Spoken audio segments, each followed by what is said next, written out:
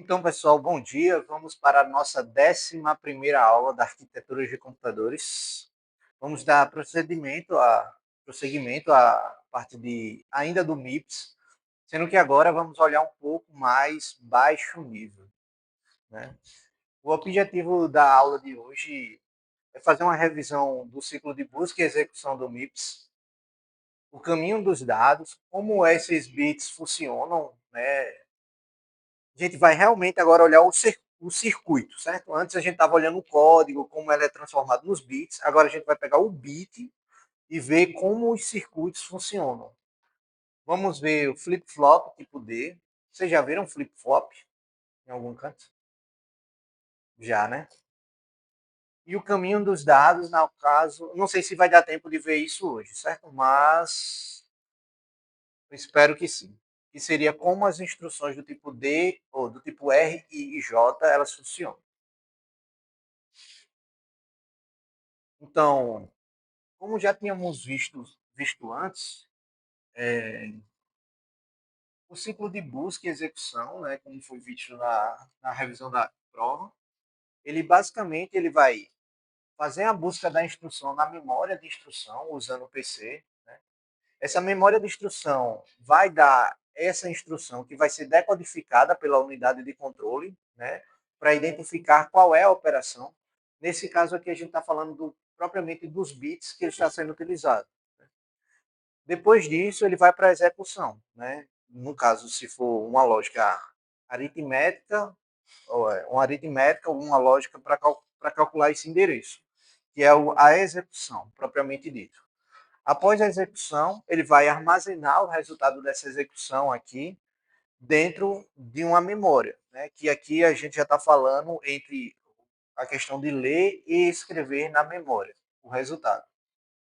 Então, de volta, ele vai vir para cá e vai escrever de volta o resultado na memória principal. Então, aqui eu gravo os resultados dos meus registradores de volta no banco, para que ele possa fazer novamente essas operações.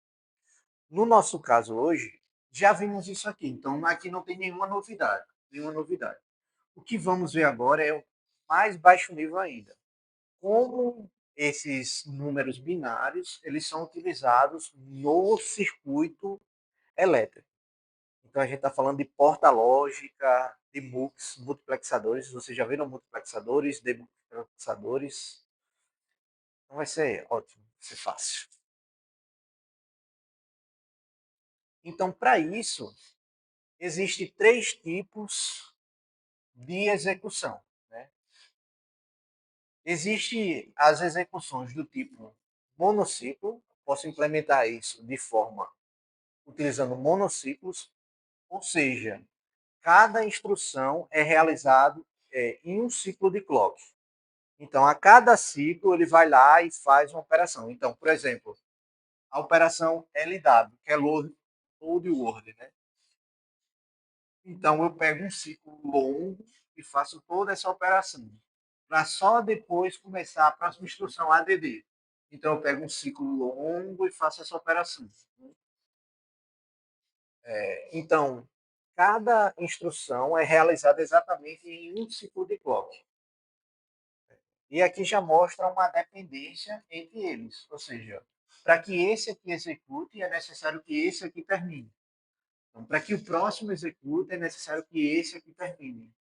Então, quanto mais longo for as instruções, mais demorados são os ciclos entre eles e mais demorado o programa no final. Né? E isso aqui é um gargalo. Porque eu posso ter aqui pequenas instruções rápidas que vão esperar um século aqui para poder ser executado rapidamente. Então, a sequência das instruções no seu programa, utilizando um monociclo, importa, para que ele seja mais rápido ainda. O outro tipo é multiciclos, ou seja, onde eu vou ter várias instruções sendo executadas no mesmo ciclo de clock.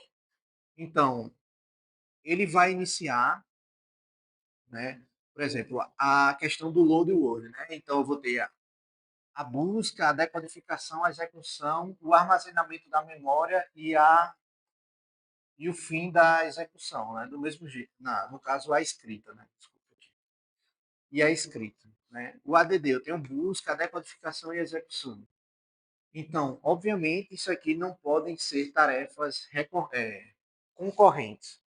Então, eu posso carregar isso, eu posso executar essa instrução desde que os dados que eu estou utilizando aqui não dependam dos que estão sendo feitos aqui. Então, eu consigo fazer isso, paralelizar essas informações, essas instruções. Porém, o gargalo que eu tenho aqui é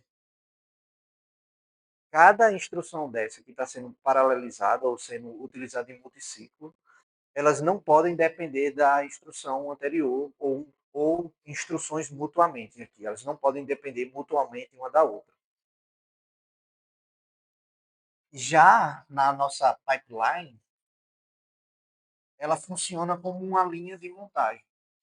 Então, mesmo que haja, ela vem para resolver justamente esse gargalo aqui, né? Que uma instrução pode ser executada em paralelo, mas desde que uma não dependa da outra. Nesse caso, eu posso executar elas em paralelo, mesmo dependendo uma da outra, porque eu consigo encadear as informações.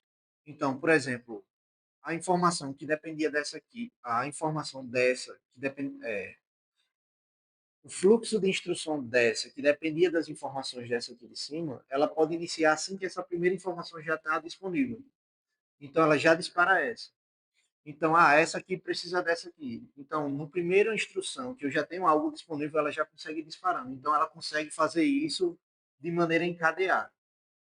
Na aula de hoje, o que vamos ver é essa aqui. É uma instrução sendo executada em cada ciclo em cada ciclo, por mais que esses ciclos sejam longos. E para ilustrar isso, eu trouxe esse videozinho aqui para vocês. Ó, como seria o mesmo programa aqui, né? Aqui eu tenho um load add, back, né?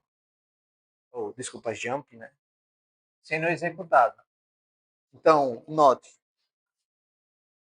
o monociclo ele vai executando um a cada vez. Vou botar para repetir.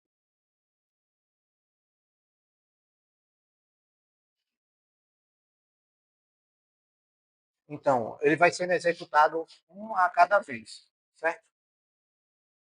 É, foi. Que susto. Valeu, obrigado.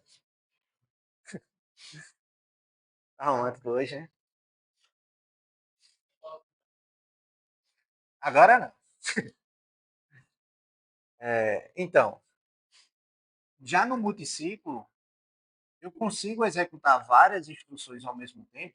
No mesmo espaço que eu tenho o load e o add, eu consigo executar load, add, de maneira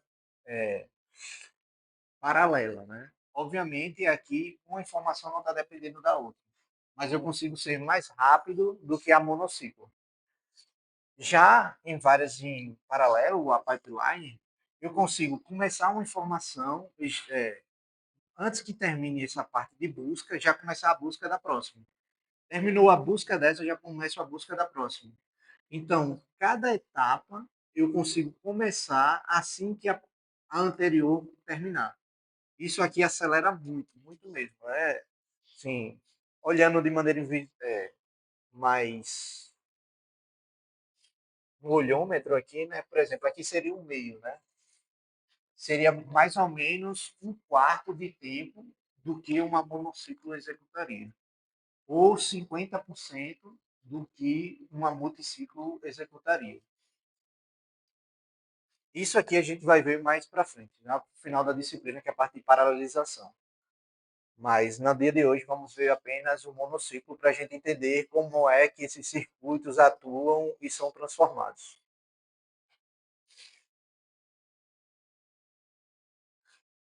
Então, a visão geral da questão do fluxo dos dados, ela é dessa forma aqui. Né?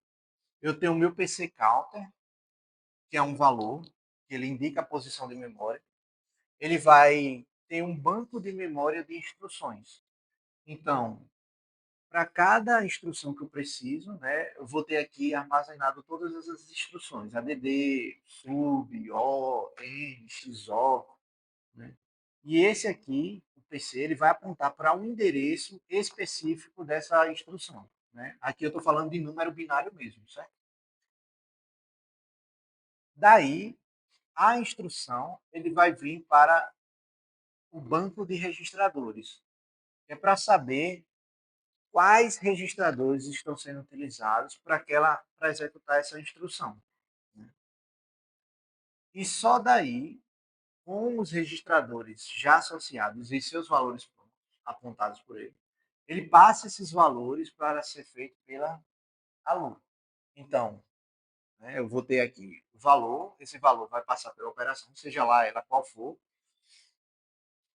e essa ALU, né, depois que fizer a operação dela, ela vai apontar para um endereço de memória, né, onde eu vou ter o resultado, que o endereço de memória que vai ser armazenado. Isso aqui é algo cíclico, né? Eu vou ter os dados atuando aqui de volta, né, no meu banco de registradores, porque eu preciso salvar no banco de registradores. Porque lembrem, se tiver, óbvio que é condicional, né? Se tiver alguma informação que é recorrente aqui, não faz sentido eu direcionar ela direto para a memória. Eu posso voltar para cá e deixar ela armazenada no meu banco de registradores, né, para ser usada novamente. Do mesmo jeito, os dados que foram utilizados aqui, né, no meu registrador, pela instrução, eles são armazenados na minha memória, assim como apontado pelo endereço da ALU. Então, eu vou ter os dados armazenados em memória, né, apontado pelo endereço da ALU, assim como os dados de resultado da ALU, eu volto para o meu banco de registradores, justamente para otimizar esse processo, né? E aqui a gente pode dividir esse diagrama em duas partes, né? Que são os elementos que operam nos valores dos dados. Então, aqui eu estou falando da lógica combinacional, eu estou falando propriamente na LU. É ela que atua e atualiza e modifica esses valores dos dados, né? Fazendo subtração, soma, multiplicação, seja lá o que for. E tem os elementos que contêm apenas os estados das sequências, né? Então, que são todo o resto, exceto a LU. A LU, ela, de fato, opera nos dados. O resto aponta para onde que os dados estão. Então, elas não modificam os dados. Ela apenas serve para apontar. Tranquilo, pessoal? Até aqui?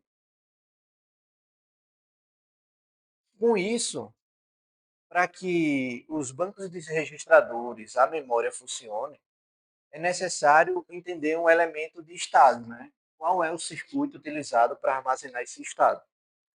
E o circuito para armazenar esse estado é o flip-flop tipo D, famigerado. Esse flip-flop tipo D, ele tem dois sinais, né? Primeiro é um sinal do dado, que é o D, e o segundo sinal é o do flop. Ou seja, para que o estado do que seja alterado, né, existe flip-flop assim e existe flip-flop assim. Tem o Q e Q barra. Aqui é o CLK e aqui é o D. São portas, né? Tem flip-flop que ele só tem uma saída e tem a flip-flop que tem as duas saídas. A saída normal e a negada dela. Você pode realimentar aqui e tudo mais. Tem uns circuitos bem legais que dá para fazer com isso. Enfim. Então, como acontece? Para que o estado Q mude, é necessário primeiro que o estado D mude e que haja uma mudança no clock. No caso aqui, é chamado na borda de subida. Acho que vocês já estudaram isso em circuitos lógicos, em alguma coisa assim, né? Então, eu vou ter borda de subida, que é quando o estado muda do 0 para o 1, essa borda aqui, né? E borda de descida, que é quando o estado de 1 muda para 0. No caso do flip-flop tipo D, ele trabalha na borda de subida ou transição de subida. Borda de subida.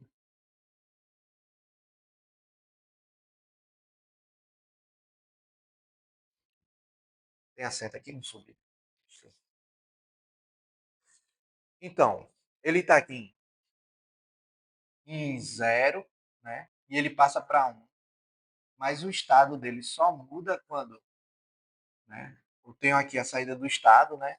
Quando há um clock para cima. Quando há um clock para cima, há a transição de estado. Então, o novo estado agora passa do Q, que é a saída, passa agora a ser D, que é a entrada. Então, a borda de subida, ela atualiza o estado do meu flip-flop. Por que eu preciso disso? Porque os bancos de registradores, eles utilizam esse circuito do tipo flip-flop. Então, já nos mostra uma coisa, que os registradores, eles dependem fortemente do clock. Então, eles só conseguem atualizar o estado havendo clock. Sem clock, sem estado. Né? Então, eu tenho aqui os bancos de registradores, centenas de milhares de flip-flop tipo D conectado, um ao outro. Né? E nele eu vou ter registradores de leitura de número, né? Vou ter dois registradores, né? Registradores para escrita, dados para escrita, onde vai ser entrar, onde eles vão entrar, o endereço de leitura do registrador 1, o endereço de leitura do registrador 2. Então, ora eu vou estar colocando os endereços, eu coloco o endereço, coloco o dado e ativo o sinal de clock. Esse write aqui é o pino que manda escreva. Então, eu coloco o endereço de escrita, aqui, ou nesse ou nesse. Né? Eu coloco o dado que eu quero escrever e no meu pino eu digo assim, escreva. Basicamente é isso que está acontecendo dentro da máquina. Né? E isso aqui, em mais detalhes, seria isso aqui. Eu vou ter registradores, que são flip-flops, vários flip-flops, né? Empilhados, né? Cada um com N bits, ou seja, eu vou ter. Por isso que eu disse, são centenas de milhares, porque cada bit é um flip-flop diferente, porque ele só tem um bit, né?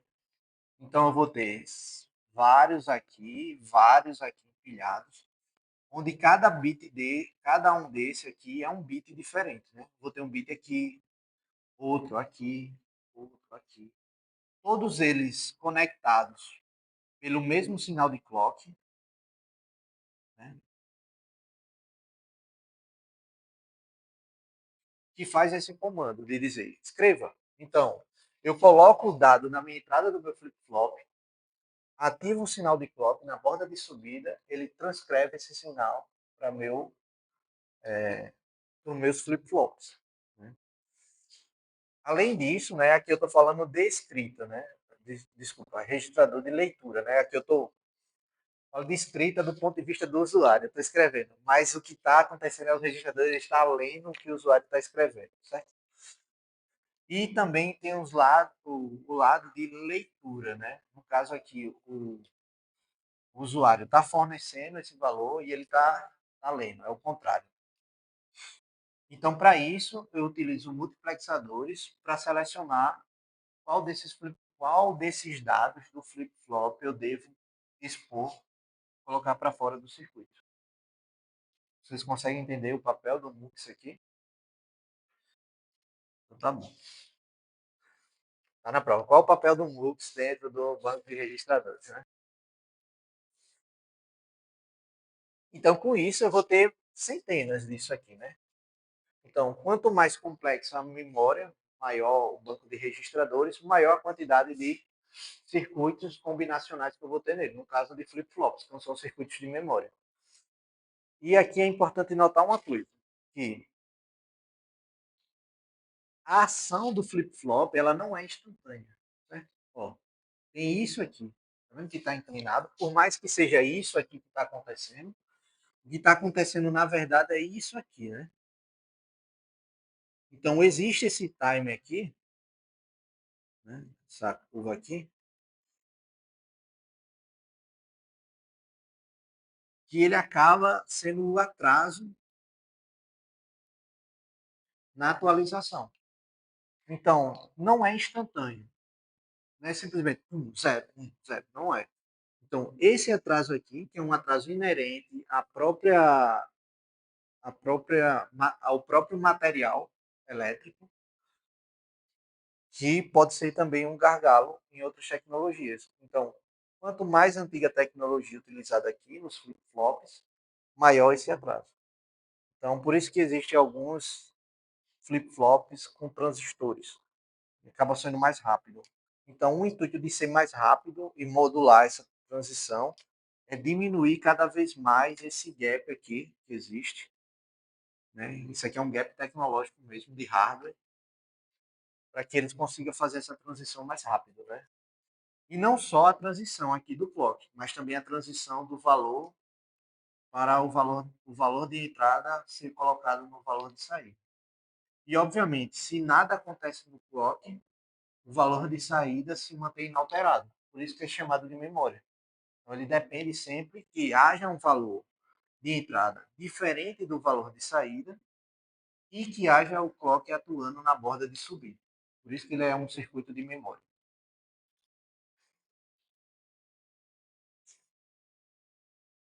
Então, aqui seria uma visão geral de como funcionaria isso, né? Então, eu vou ter meu program counter de 32 bits, né?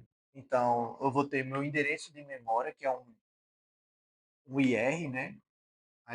O IR, que é um Instruction Register, né? O registro de instrução, que eu estou usando a posição de memória para esse registro de instrução, que é o do meu PC, do program counter. Então, o que acontece? Eu utilizo para fazer a leitura da memória, como foi feito anteriormente, né? Pego o meu PC aqui, eu atualizo o meu PC mais 4, lembrando por que é mais 4, porque é 4 bits, né? 4 bytes, na verdade, para poder fazer meu ADD. Então, um exemplo prático disso seria ADD R1 a R4. Então, se eu fiz essa instrução, a próxima instrução agora vai estar no 104, que é load R4, valor 10, de maneira imediata, né? Do registro, o bit 10 do registrador R5. Né? Aí pulo mais 4. E vou fazendo assim de 4 em 4. Por quê? Porque eu preciso armazenar a posição da minha memória. Né? Então eu tenho que ter 4 bits, sempre 4 bytes para fazer esse armazenamento. Então, o program count ele vai sempre contando de 4 em 4 e ele vai sempre lendo esse endereço, sempre vai lendo os fragmentos de memória de cada instrução.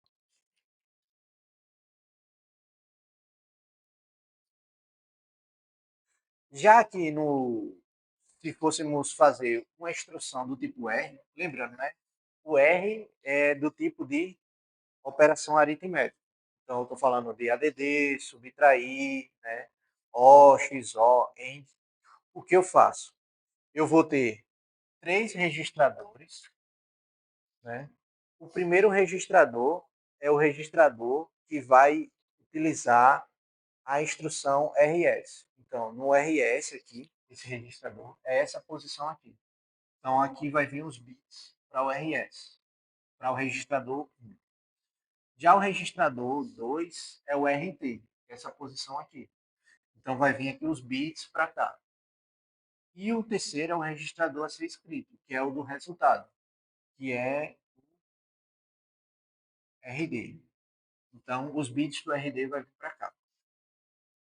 Uma vez feita a busca no meu registrador, eu vou passar esses valores do meu registrador, porque eu estou acessando aqui um banco de registradores, né?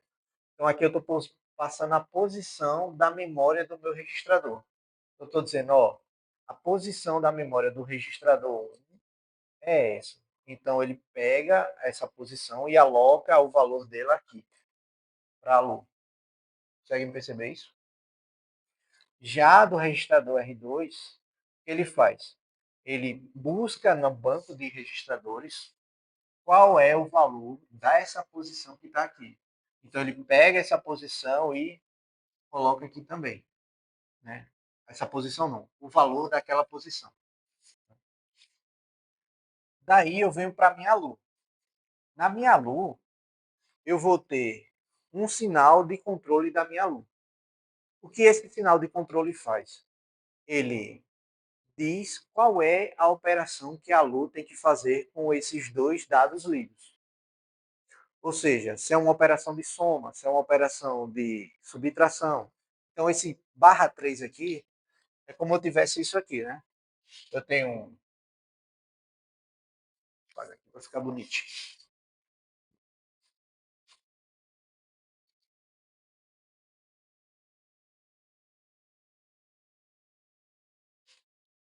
Vou se detalhar mais ali, seria assim.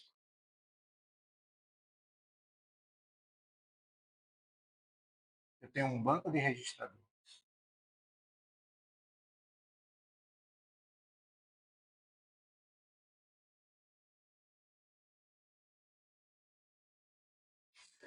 Aqui eu vou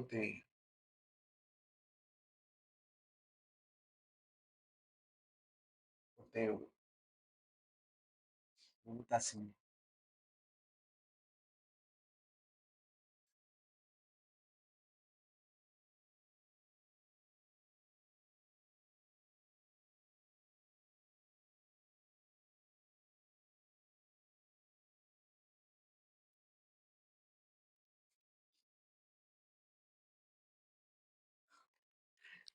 É melhor botar o nome do outro, fica mais fácil de vocês entenderem. E mais fácil de eu explicar também.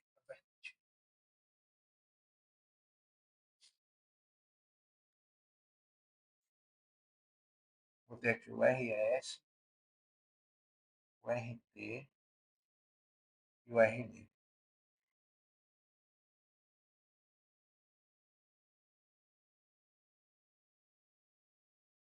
Então vamos supor, aqui é o 1, esse valor aqui é 1. Vamos, eu tenho aqui o meu operation, onde eu vou ter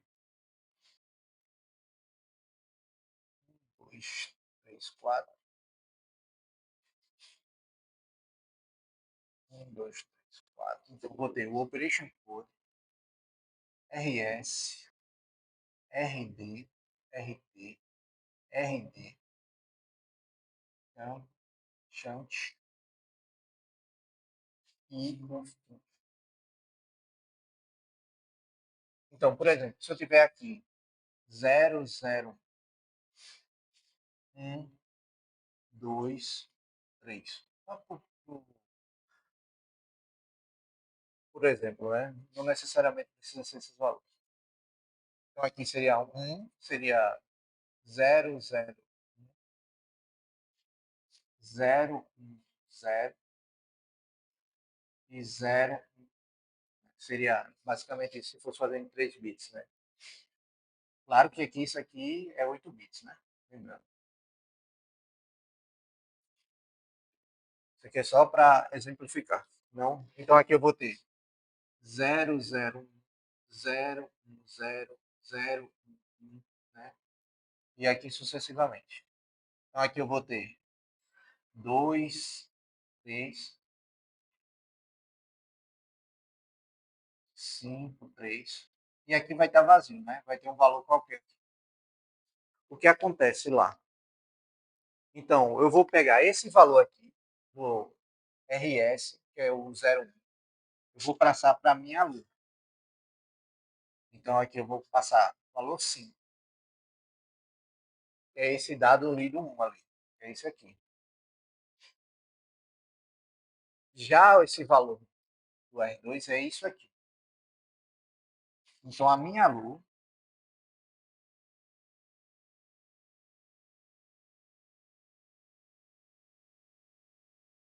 vai fazer essa operação aqui. E para ela fazer essa operação,